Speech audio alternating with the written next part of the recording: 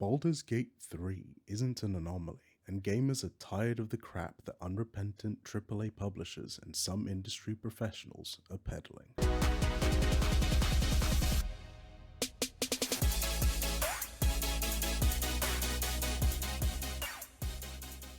This was a game that started off in a super niche position, where the majority of people who were paying attention to it were genre enthusiasts, CRPG fans, old people like me who are fans of the original Baldur's Gate RPGs,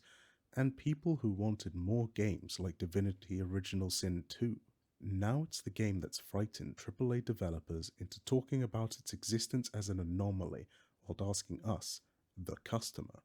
not to look at this as the new standard for RPGs, because they're the ones who get to decide that. Throughout all of the online drama that spun out of a truly bad take on Twitter, as well as most of the other similar conversations from that perspective, all seem to have forgotten some basic truths.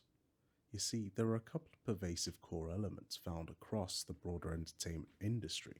that I've touched on in other videos, which make up the core of this sort of interaction between entertainment creators and consumers.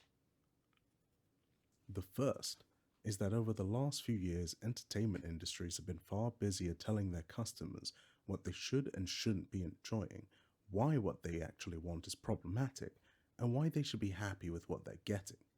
The second is that they have consistently and continuously created subpar products that clearly have no respect for the customer's time and money, often following up any customer backlash with finger pointing, name calling, and the slander of various phobes and isms. What all of these industry professionals are forgetting is a very simple economic principle: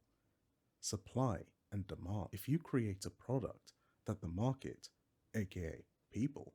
want and enjoy, you will generate a demand for it, and people will happily give you their money in exchange for that product. If you don't make a product that the market, aka people, like or want, then there will be no demand for it, and they will not want to give you money in exchange. With that being said, Baldur's Gate 3 itself isn't an anomaly. Neither was Elden Ring, Hollow Knight, Breath of the Wild, Tears of the Kingdom, Hades, Sekiro, or Mario Odyssey. In fact, before some of the less honorable industry members realized that they could chop up every aspect of a person's gaming experience and add an additional price tag onto it, the pattern of creating a feature-rich and complete game that didn't require a year of fixes before it became playable, or was stuffed deeper with microtransactions and other predatory practices, was the entire games industry's method of operation,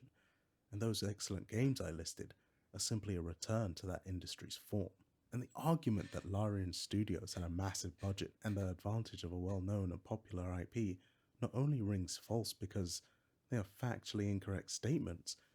but because games like Diablo 4 actually had several years of development, massive dev teams, huge and expansive budgets, and a hugely popular IP,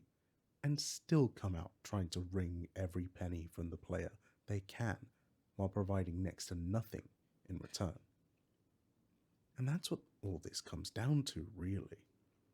Customers over many years have become far more discerning about these things and are far more vocal and active about voting with their wallet, while entertainment industries have repeatedly over many years provided goods and services that were subpar,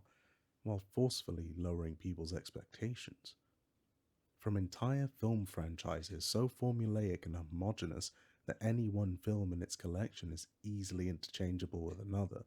to games that intentionally make every single gaming activity take far more time than necessary in order to pad player playtime data and encourage their customers to purchase in-game items just for the sake of manufactured convenience. While the people, the fans, the paying customer, want games that are finished and unbroken on release, that provide a complete and satisfactory experience that respect the player's time and wallet, and most of all that are fun, because make no mistake, the more that toxic developers have stripped down whole genres into unsatisfactory and hyper-inflated game modes, the less fun those games have become. And since a large majority of gamers are fully grown adults who grew up playing video games, it's become much more difficult for predatory companies to release less than satisfactory titles intended to encourage a child to get their parents to spend money, because those same parents are now the grown gamers of years past. Now the industry has to contend with a consumer market that is far more discerning and knowledgeable about the tactics many of these AAA publishers use and what they should expect in return for their time and money. And what they expect is Baldur's Gate 3 and any other video game that is a fair exchange, instead of the usual Destiny, Call of Duty, FIFA bullshit. This whole discussion gets even more egregious when you start seeing developers pretend to defend the small indie company. As if any gamer is expecting a tiny indie developer to release a game as huge and complex as Baldur's Gate 3. No, most gamers get what they expect from an indie dev and usually get something a bit more than their money's worth,